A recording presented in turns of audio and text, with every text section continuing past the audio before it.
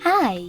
In front of me is LG G7 Fit, and today I would like to show you how you can turn on and use one-handed mode.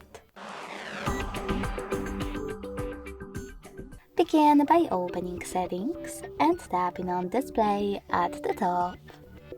Then scroll all the way down and tap on Mini View.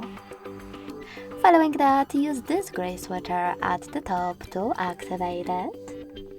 And to use it, follow all of those instructions. To shrink the screen, for use with one hand, swipe left or right across the back, home, and overview buttons. So when I do that, I can see that one-handed mode is on.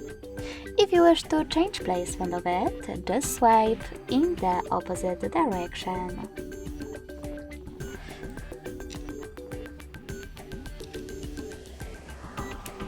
If you want to resize it, hold the top right or left corner and drag it. When you find the perfect size, let go. In order to go back to the standard size screen, click on this X at the top left or right corner. In order to disable one-handed mode completely, use the same switcher at the top. Thanks so much for watching. If you enjoyed this video, leave a like, comment and subscribe.